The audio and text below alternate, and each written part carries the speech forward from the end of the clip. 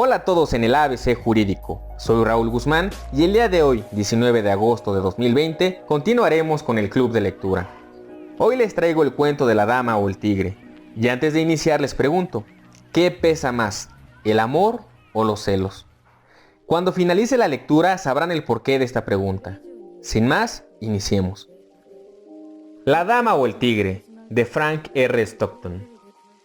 Hace muchísimo tiempo vivía un rey semibárbaro, cuyas ideas eran fantásticas y muy poco convencionales. Era un hombre de imaginación exuberante y además de tan irresistible autoridad que todas sus fantasías se convertían en realidad. Solo se escuchaba a sí mismo y los únicos consejos que oía eran los propios. Así, cuando él y su voluntad estaban de acuerdo sobre alguna cosa, esta cosa estaba hecha. Por esta simple razón mandó a construir un anfiteatro para manifestar sus gloriosas ideas. El anfiteatro público era una de las instituciones que correspondía a su mitad más civilizada. Allí, la mente de sus súbditos se refinaba y se ilustraba mediante ejemplos de valor humano.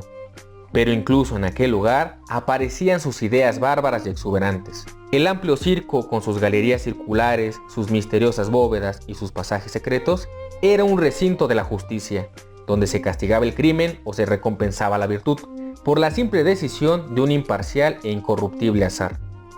Cuando un súbdito era acusado de cometer un crimen cuya importancia interesaba al rey, esto se comunicaba públicamente que, en determinado día, el destino del acusado quedaría sellado en el circo real.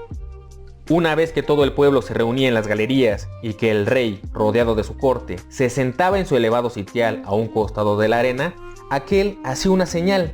Entonces, a sus pies, se abría una puerta y el acusado hacía su entrada en el anfiteatro.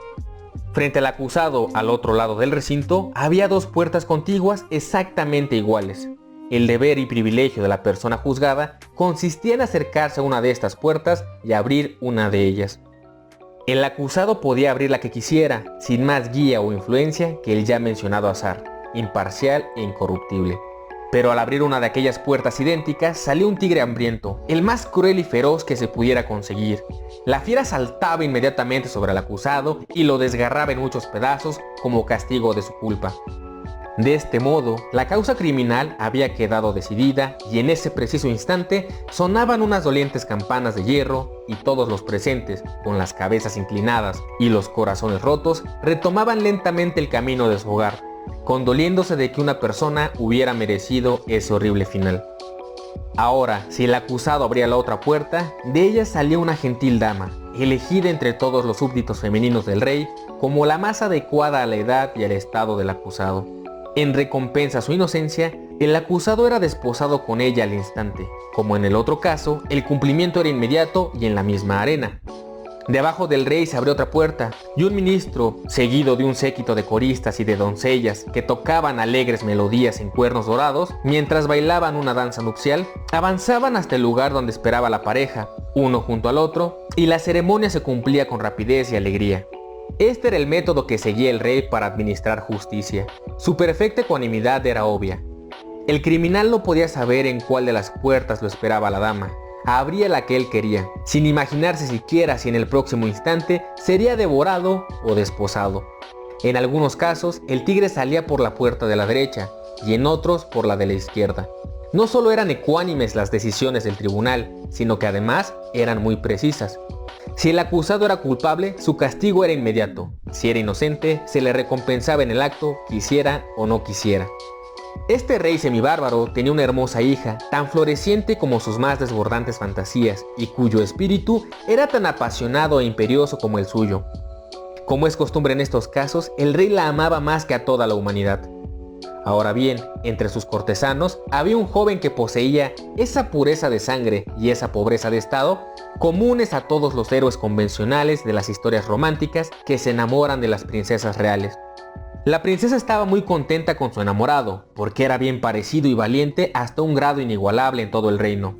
Este romance siguió tranquilamente su curso durante muchos meses, hasta que un día el rey fue informado de su existencia. El monarca no vaciló ni un instante, tenía un deber ineludible. El joven fue inmediatamente arrojado a una prisión y se fijó el día del juicio en la arena pública. Esta, por supuesto, era una ocasión especialmente importante y su majestad, así como todo el pueblo, se interesó sobremanera en los preparativos y en el desarrollo del juicio. Nunca había sucedido un caso semejante, nunca un súbdito se había atrevido a amar a la hija de un rey. Se revisaron todas las jaulas de los tigres del reino para elegir entre las bestias más salvajes y crueles al más feroz de los monstruos.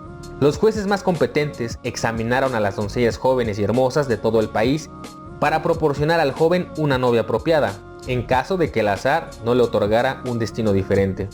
Por supuesto, todo el mundo sabía que la acusación era cierta. Él había amado a la princesa, y ni él, ni ella, ni nadie pensaba en desmentir el hecho. Pero el rey jamás permitiría que una circunstancia semejante interfiriera en la acción de un tribunal que tanto deleite y satisfacción le proporcionaba. Terminara como terminara el asunto, el joven se alejaría de su amada y desaparecería de la escena. Llegó el día fijado. El pueblo acudió desde lejos y desde cerca hasta colmar las grandes galerías del circo. Enormes muchedumbres, imposibilitadas de entrar, se agolparon junto a las paredes exteriores. El rey y la corte se instalaron en sus lugares respectivos frente a las puertas gemelas. Todo estaba listo. Se dio la señal. Una puerta se abrió debajo de la asamblea real y el amado de la princesa entró en la arena. Era alto y hermoso. Su aparición fue recibida con un murmullo de admiración y de ansiedad. La mitad del auditorio ignoraba que un joven tan apuesto hubiera vivido en su seno. No era extraño que la princesa lo amara. Qué terrible situación la suya. Mientras el joven avanzaba por la arena, se dio vuelta, como era la costumbre, para saludar al rey, pero él no pensaba en el real personaje. Sus ojos se fijaron en la princesa, sentada a la derecha de su padre. La princesa, como poseía más poder y más influencia que cualquier otra persona que se hubiera interesado en un caso semejante, consiguió lo que nadie había logrado antes: poseer el secreto de las puertas. Sabía en cuál de los dos recintos estaba la jaula abierta del tigre y en cuál esperaba la dama. Y no solo sabía en cuál recinto estaba la dama lista para aparecer radiante y ruborizada en cuanto abrieran su puerta, sino que también sabía quién era ella. Era una de las más hermosas y encantadoras doncellas de la corte, elegida para recompensar al joven acusado si llegaba a demostrar que era inocente del crimen de pretender a una persona de tan elevada situación. Y la princesa la odiaba. Muchas veces le había parecido que los ojos de ella se detenían en el rostro de su amado y que esas miradas eran advertidas y correspondidas. La muchacha era encantadora, pero se había atrevido a levantar sus ojos hasta el elegido de la princesa. Cuando el joven se dio vuelta y sus ojos se encontraron con los ojos de la princesa, él vio, gracias a ese poder de comprensión inmediata otorgado a quienes han unido sus almas en una sola, que ella sabía detrás de cuál puerta se agazapaba el tigre y detrás de cuál estaba la dama. Él lo había previsto, conocía su carácter y estaba seguro de que ella no descansaría hasta descubrir ese secreto. La única esperanza cierta del acusado era la posibilidad de que la princesa descubriera el misterio, y en el instante de mirarla, comprendió que ella lo había descubierto. Entonces, con una mirada rápida y ansiosa, preguntó: ¿cuál? Ella lo comprendió tan claramente como si se lo hubiera gritado. No había que perder un instante. La pregunta había sido hecha en un relámpago, había que contestarla en otro. La princesa levantó su mano derecha e hizo un leve y rápido movimiento hacia la misma dirección. Solo su amado lo vio. Todos los ojos, excepto los suyos, estaban fijos sobre el hombre de la arena. Él se dio vuelta y con paso firme y rápido cruzó el espacio vacío. Todos los corazones cesaron de latir, todas las respiraciones se contuvieron, todos los ojos se inmovilizaron y se clavaron en el hombre. Sin la menor vacilación, él se acercó a la puerta de la derecha y la abrió. ¿Salió el tigre por esa puerta o salió la doncella? Este es el nudo de la historia. Mientras más lo pensamos, más difícil nos parece la respuesta. Tiene implícito un estudio del corazón humano que nos llevaría a través de complicados laberintos pasionales de donde es muy difícil salir. Piénsenlo bien, queridos lectores, no como si la decisión dependiera de ustedes mismos, sino de esa apasionada princesa, con su alma debatiéndose entre los dos ruegos combinados de la desesperación y de los celos. Ella ya lo había perdido. ¿Quién lo poseería ahora? ¿El tigre o la dama? ¿Cuántas veces en sus horas de vigilia un salvaje horror la había consumido al imaginar que su amado abría la puerta donde las crueles garras del tigre lo esperaban?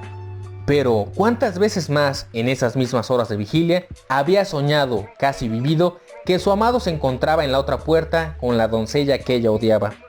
¿No sería mejor que él muriera al instante y fuera a esperarla en la eternidad? Pero la imagen de ese horrible tigre, el sonido de esos gritos, el color de la sangre. Su decisión había sido tomada.